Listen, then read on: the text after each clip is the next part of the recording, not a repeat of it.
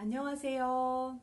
오늘은 아론의 쌍난 지팡이에 대한 말씀을 함께 나누어 보려고 합니다. 아론의 쌍난 지팡이. 교회에 다녀보시는 분들이라면 한 번쯤 들어봤을 이야기인데요. 아주 중요한 말씀입니다. 아론의 쌍난 지팡이. 이 사건이 생기게 된 계기가 있는데요. 모세가 그 이스라엘 백성들을 이제 이끌고 출애굽을 해서 가나안 땅으로 이끌어 오기까지 많은 우여곡절이 있었죠. 바로 왕을 굴복시키고 이스라엘 백성들을 이제 애굽에서 꺼내서 이제 가나안 땅으로 이끌어 오는데 하나님께서는 이 이스라엘 백성들을 바로 가나안 땅으로 들이지 않았죠. 광야 40년의 세월이 또 이스라엘 백성들을 기다리고 있었던 것이죠. 그래서 그때 이제 모세를 따라 나왔었던 이제 남자 장정들의 인구만 하더라도 60만이나 되는 장정들이었고 거기에 여자와 아이를 합하면 200만이라는 어마어마한 숫자를 데리고 그 광야 사막을 40년 동안 횡단하려고 했으니 얼마나 어려움이 많았을까요? 낮에는 타는 듯한 그 햇볕에 덥죠. 또 밤에는 또 춥죠. 물도 없죠. 먹을 것도 부족하죠. 그러니 이스라엘 백성들은 틈만 나면 이제 모세를 원망을 하는 거예요. 왜 우리를 애굽에서 잘 살고 있는데 우리를 애굽에서 끄집어 내와서 이런 고생을 시키느냐 하면서 틈만 나면 어려움이 생길 때마다 그렇게 모세에 대해서 원망을 하게 됩니다. 그런 일들이 반복이 되다가 이제 민수기 16장에 이르러서는 이제 모세에 대해서 이스라엘 백성들이 이제 대항을 하는데 이제 근본적이고 조직적인 대항 운동이 일어나게 됩니다. 그래서 그 민수기 16장 1절부터 이렇게 보시면 고라, 다단, 온이라는 사람이 당을 짓게 됩니다. 당.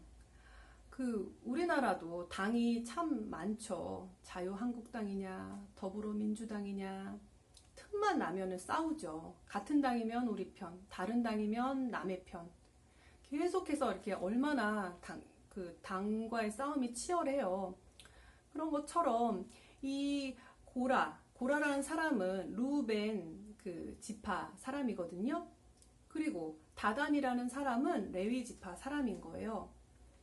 그러니까 이 두 지파가 이렇게 합심해가지고 의기투합을 해서 모세에게 대항을 하려고 하는데 대항하려고 하다 보니까 정말 그럴싸한 명분이 필요한 거잖아요.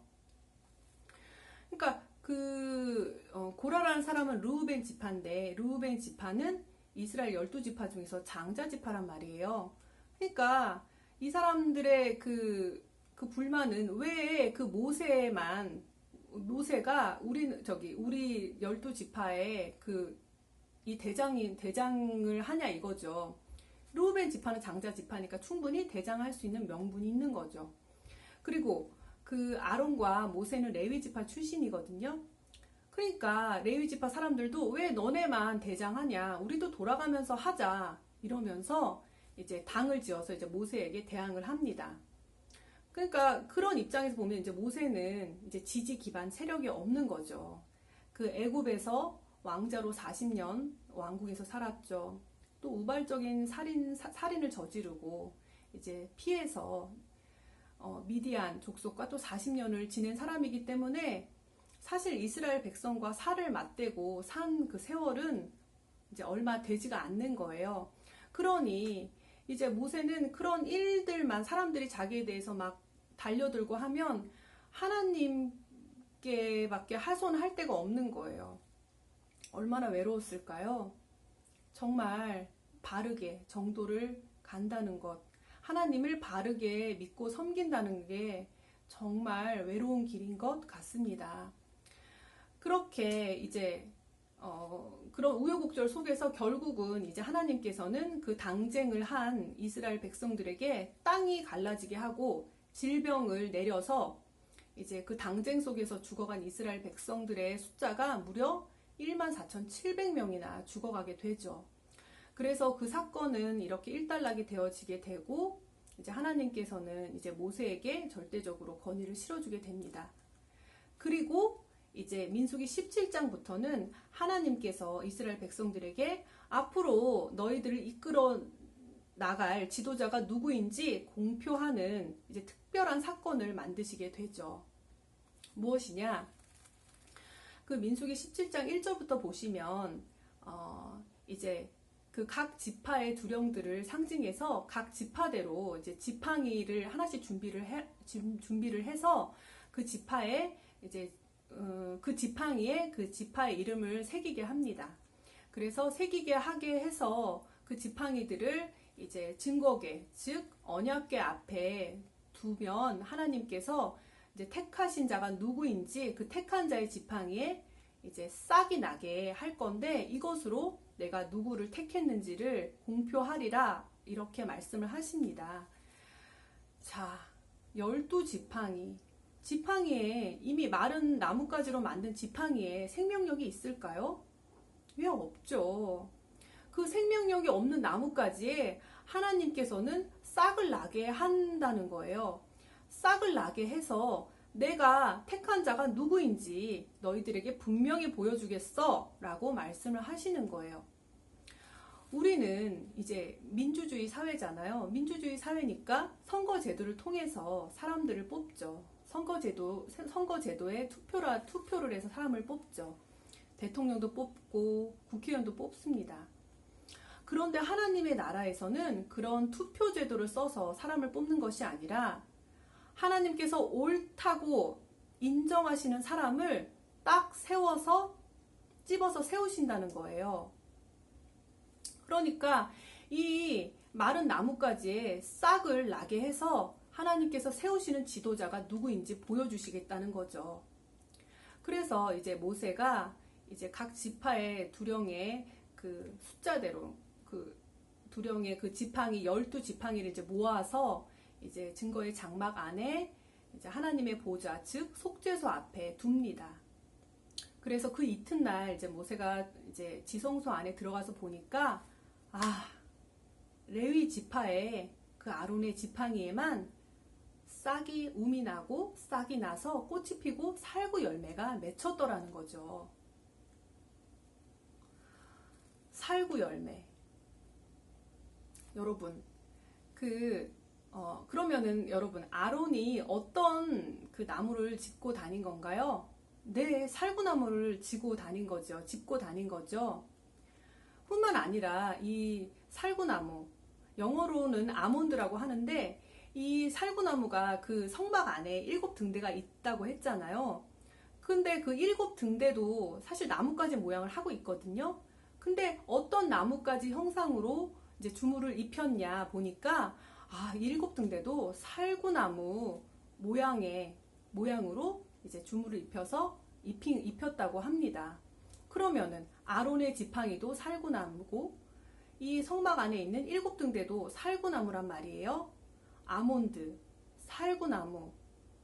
이 살구나무가 정말 가지는 이런 성경 안에서의 상징성이 굉장히 깊다는 것을 알 수가 있는 거예요. 이 사실로 말미암아서요.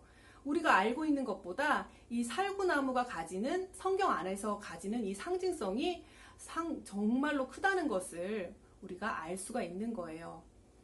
자, 마른 나뭇가지에서 움이 트고 싹이 나고 꽃이 피어서 살구 열매가 맺혔다. 이거는 자연계에서 있을 수 없는 아주 특별한 현상인 거죠.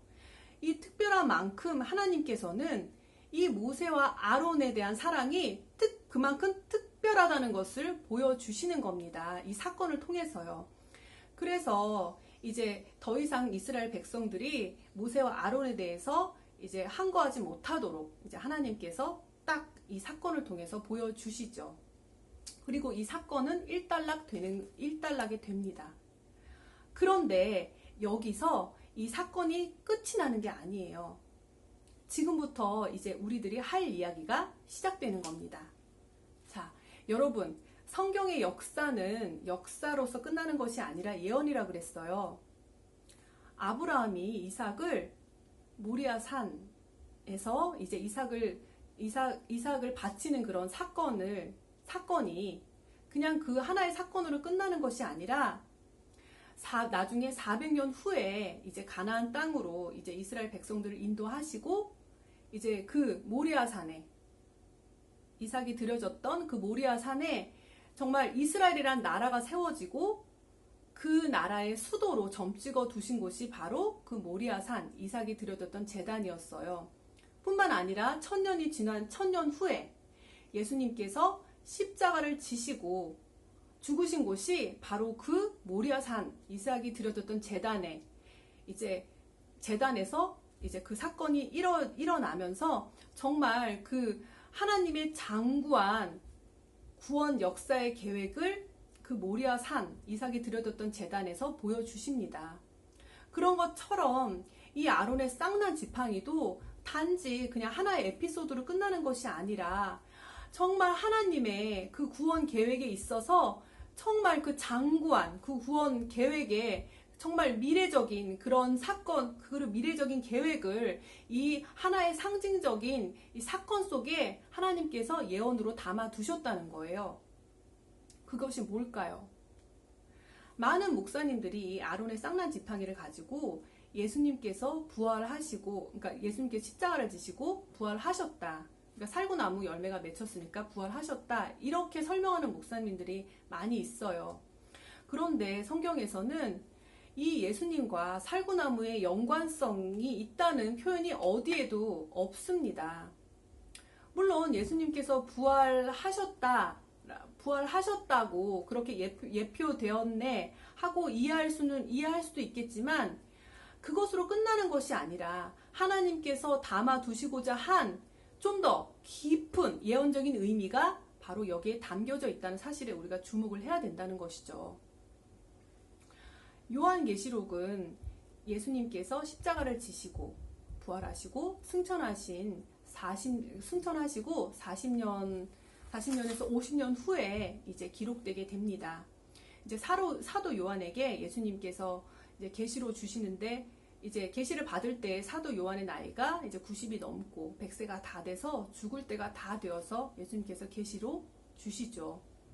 결론적으로 말씀을 드리면 이 요한계시록이라는 책은 재림, 종말의 시대를 살아가는 성도들에게 어떻게 깨어서 신앙생활을 하는지에 대해서 이제 안내하고 그런 하나님의 계획을 이제 예언적으로 보여주시는 책이라고 할 수 있는 거예요. 문제는 이 요한계시록 속에 살구나무가 등장한다는 게 문제라는 거죠. 어디에 등장하냐고요? 계시록 2장 17절에 보면 이기는 자에게 감추인 만나와 흰 돌을 준다고 그랬어요. 이기는 자. 그러니까 우리가 신앙생활을 이제 끝나고 예수님을 만나고 하나님을 만났을 때 하나님이 최종적인 이제 신앙의 승리자들에게 줄게 하고 약속하신 게 뭐냐? 감추인 만나와 흰돌이래요. 자, 감추인 만나 어디에 있었죠? 언약궤 안에 만나 항아리 속에 만나가 있었죠? 네, 바로 그 만나가 바로 감추인 만나고, 그리고 모세가 그 돌판 2개를 받았잖아요, 하나님께. 그 언약궤 안에 있던 그 돌판 2개가 바로 흰돌이라는 거예요. 그러니까 이 언약궤는 천국을 상징하는 것이죠. 우리가 신앙생활을 끝나고 하나님께 나아가서 받는 것이, 최종적으로 받는 것이 바로 이 감추인 만나와 흰돌이라는 겁니다. 자, 계시록 2장 7절에 또 보면은 이기는 자에게 낙원에 있는 생명나무의 과실을 주어 먹게 한다고 그랬거든요. 그러면은 생명나무가 어디에 있다는 거예요? 예, 낙원에 있다는 거예요. 생명나무가 있는 곳이 바로 낙원, 천국에 생명나무가 있다는 거죠. 그러면 이 생명나무가 천국에 있을 영원한 생명나무인데 그 생명나무의 표징으로 준 것이 무엇이냐? 바로 이 아론의 쌍난 지팡이라는 거예요. 그 생명나무의 표징으로 준 그 아론의 쌍난 지팡이가 그 지팡이를 어디에 두었냐? 바로 언약궤 안에 두었다는 겁니다. 와, 생명나무의 표징이 바로 아론의 쌍난 지팡이였다니. 너무 놀랍지 않으신가요?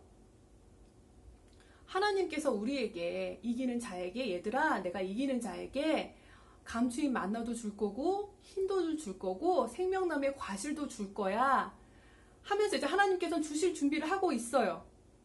그러면 이제 우리는 받을 준비를 해야 되는데, 생명나무의 과실이 뭔지, 뭐 흰돌이 뭔지, 감추인 만나가 뭐예요 하고 있으면 이 정말 하나님과 핀트가 하나도 맞지 않는 신앙생활을 하고 있다는 거예요.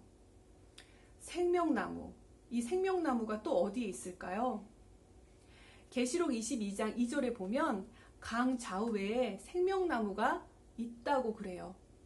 이 강 좌우에 이제 생명나무가 있는데, 이 생명나무는 어떤 생명나무냐? 달마다 과실을 맺는데요. 내가 오늘 가서 이 열매를 다 따먹었는데 내일 가보니까 또 열매가 쫙 하게 있는 거예요. 와, 이런 것이 바로 생명나무의 생명력이고 생명나무가 가지는 상징성인 거예요. 이 생명나무의 생명력이 우리 안에 들어가게 되면 어떤 일이 벌어질까요?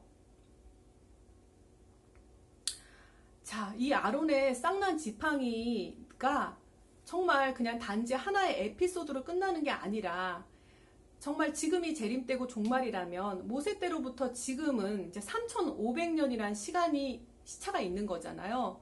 그 어마어마한 시간 안에 정말 하나님께서 이제 담아두신 그 생명나무에 그런 의미가 켜켜이 쭉 연결돼서 면면이 흐르다가 오늘날 대한민국을 사는 우리들에게까지 하나님께서 뾰로롱 하고 나타나셔서, 얘들아, 내가 너희들에게 생명나무 과실을 줄게.